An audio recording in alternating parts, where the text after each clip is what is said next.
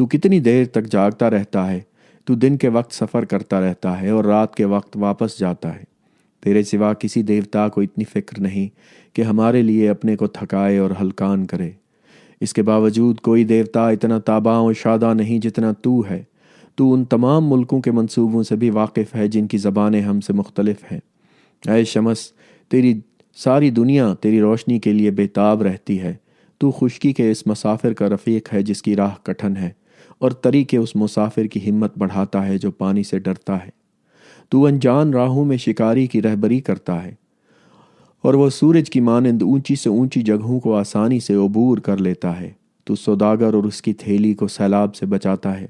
تیرا وسیع جال اس آدمی کو گرفتار کر لیتا ہے جس نے اپنے دوست کی بیوی پر بری نگاہ ڈالی۔ تو بدی کرنے والوں کے سینگ توڑ دیتا ہے، اور جو شخص حساب میں بددیانتی کرتا ہے تو اس کی بنیاد گرا دیتا ہے۔ بے ایمان حاکم کو تو بندی خانے کی راہ دکھاتا ہے، اور رشوت لینے والے کو سزا دلواتا ہے۔ اور جو شخص رشوت نہیں لیتا بلکہ کمزوروں اور مظلوموں کی وکالت کرتا ہے تو اس کو خوشی کی دولت سے مالا مال کر دیتا ہے۔ اور وہ حاکم جو سچا فیصلہ کرتا ہے شاہی محل کا مستحق قرار پاتا ہے۔ اور وہ ساہوکار جو بھاری سود لیتا ہے اور ناجائز نفع کماتا ہے آخر کار تیرے حکم سے تھیلی کا بوجھ کھو دیتا ہے۔ اور وہ جو 3 شکل پر 1 شکل نفع کماتا ہے تیرا پسندیدہ ہوتا ہے۔ اور وہ جو تولتے وقت ڈنڈی مارتا ہے یا غلط بٹے استعمال کرتا ہے آخر کار تیرے حکم سے اپنی تھیلی کا بوجھ کھو دیتا ہے۔ نیک کام کرنے والوں کو تو جیسے چشمہ حیات کی مانند اچھے پھل عطا کرتا ہے۔ کمزور انسان اپنی کھوکھلی آواز سے تجھی کو پکارتا ہے، اور مفلس، مظلوم، ضعیف اور بدسلوکیوں کا شکار تجھی سے فریاد کرتے ہیں۔ یہ تھے صف اول کے دیوتا جن کو انو اور انلیل کا قرب حاصل تھا، مگر ان کے علاوہ قدرت کے تمام مظاہر اور اوصاف کے الگ الگ دیوتا بھی تھے۔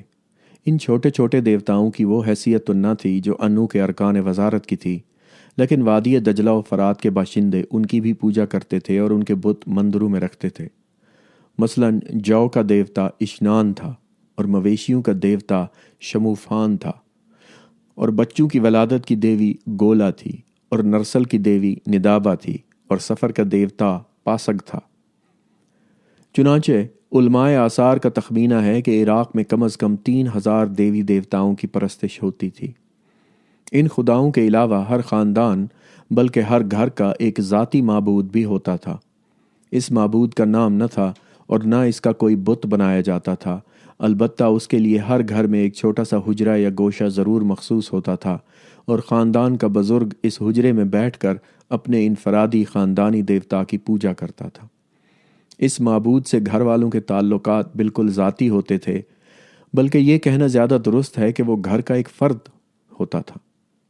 قیاس کہتا ہے کہ 18ویں صدی قبل مسیح میں جب حضرت ابراہیم نے اپنے آبائی وطن اور کو خیرباد کہا اور حران جاتے ہوئے فلسطین میں داخل ہوئے تو وہ اپنے اسی بے نام معبود کو اپنے ہمراہ لے گئے تھے، اور یہی وہ معبود تھا جس کو انجیل ابراہیم اور اسحاق کا خدا کہتی ہے، کیونکہ وہ ابراہیم کا ذاتی خدا تھا جو سفر اور حضر میں ابراہیم کے ساتھ رہتا تھا۔ باب نمبر 5 ختم ہوا۔ ماضی کے مزار از سبط حسن، چھٹا باب، اہل بابل کا عقیدہ تخلیق۔ افلاطون بیان کرتا ہے کہ ایک روز میں اور دوسرے شاگرد حکیم سقراط کی خدمت میں حاضر تھے کہ اٹلی کا مشہور فلسفی تماؤس استاد سے ملنے آیا۔ تماؤس حکیم فیثاغورس کا شاگرد تھا۔ یہ ٹیمیس کی بات ہو رہی ہے۔ اس کو علم نجوم میں کمال حاصل تھا اور کائنات کی ماہیت کے بارے میں بھی اس کی معلومات بہت وسیع تھیں۔ سقراط تماؤس سے بڑے تپاک اور خلوص سے ملا۔ رسمی مزاج پرسی کے بعد وہ دونوں پرانی صحبتوں کا ذکر کرنے لگے۔ تھوڑی دیر بعد موقع پا کر ہم لوگوں نے تماؤس سے درخواست کی کہ اے حکیم، ہمیں کائنات کے رازہائے سربستہ سے آگاہ کر اور بتا کہ سورج، چاند، زمین، آسمان اور حیوان کب اور کیسے ظہور میں آئے۔ کیا موجودات عالم خود بخود عدم سے وجود میں آ گئے یا کسی خالق نے انہیں خلق کیا؟ تماؤس نے ہماری درخواست منظور کر لی اور تخلیق کائنات کے موضوع پر مسلسل کئی گھنٹے تک بولتا رہا۔ ہم لوگ تو خیر مبتدی تھے، سقراط جیسا منطقی بھی تماؤس کی دلیلوں سے بہت متاثر نظر آ رہا تھا۔ بالآخر جب یہ دلچسپ محفل برخاست ہوئی تو میں نے گھر آ کر تماؤس کے خیالات کو قلم بند کر لیا۔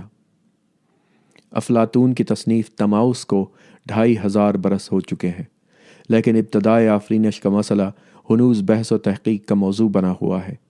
اہل خرد موجودات عالم کی اصل حقیقت کی تلاش میں اب تک سرگرداں ہیں۔ اس اثناء میں مذہبی صحیفے اپنے معتقدین کے ذوق جستجو کی تسکین کی خاطر تخلیق کائنات کا قصہ بڑے وثوق اور اعتماد سے اور بڑے ڈرامائی انداز میں بیان کرتے رہے، مگر ایسا معلوم ہوتا ہے کہ شک کی مزاج انسان کی تشفی نہیں ہو سکی، اور اب تک یہی محسوس کرتا ہے کہ کتاب ہستی کا پہلا ورق اس کی نگاہوں سے اب تک پوشیدہ ہے۔ سنی حکایت ہستی تو درمیان سے سنی، نہ ابتدا کی خبر ہے نہ انتہا معلوم۔ البتہ جب سائنس کو فروغ ملا، دوربینیں اور خوردبینیں ایجاد ہوئیں اور انسان نے ذرے کا جگر چیر کر ایٹم کا راز معلوم کر لیا اور تحقیق و تجربے کی نگاہوں نے مادے کی حرکت اور تغیر کے قانون دریافت کر لیے، تو فلسفیانہ قیاس آرائیوں کی گنجائش باقی نہیں رہی۔ لیکن کائنات کا سائنسی تصور ابھی تک عام نہیں ہوا ہے اور لوگوں کے ذہنوں پر اب تک قدیم عقائد کا غلبہ ہے۔ تکوین کائنات کے مروجہ عقیدوں میں جزئیات سے قطع نظر تخلیق کائنات کا عقیدہ مشترک ہے۔ چنانچہ ہندو ہوں یا مسلمان، عیسائی ہوں یا پارسی اور یہودی، سب اس بات پر متفق ہیں کہ کائنات کو کسی طاقت نے پیدا کیا ہے۔ وہ خود بخود عدم سے وجود میں نہیں آئی ہے، بلکہ خلق کی گئی ہے۔ وادی دجلہ و فرات، وادی سندھ، مصر، اناتولیا، یونان، شام و فلسطین اور ایران کی پرانی قومیں بھی تخلیق کی قائل تھیں، لیکن ان کے نزدیک تخلیق ایک مسلسل عمل تھا۔ یہ عمل ہر سال موسم بہار میں شروع ہوتا تھا اور موسم سرما کے آغاز پر ختم ہو جاتا تھا۔ تب کائنات پر تخریب اور موت کی طاقتیں غالب آ جاتی تھیں۔ وہ دیکھتے تھے کہ سبزہ، پھل پھول اور اناج کے پودے موسم بہار کی آمد پر نمودار ہوتے ہیں، اور جب سردیاں آتی ہیں تو کائنات پر مردنی چھا جاتی ہے۔ گویا تخلیق اور تخریب کی طاقتوں میں مسلسل پیکار رہتی ہے۔ قدیم انسان نے تخلیق کی طاقتوں کو خیر سے تعبیر کیا اور تخریب کی طاقتوں کو شر سے، مگر خیر و شر کا یہ تصور سماجی تھا، اخلاقی نہ تھا۔ یعنی جن طاقتوں سے انسان کو اپنی سماجی زندگی کی بقا اور ترقی میں مدد ملتی تھی، انسان نے ان کو خیر قرار دیا، اور جن طاقتوں سے اس کی سماجی زندگی میں خلل پڑتا تھا، ان کو شر کا نام دیا۔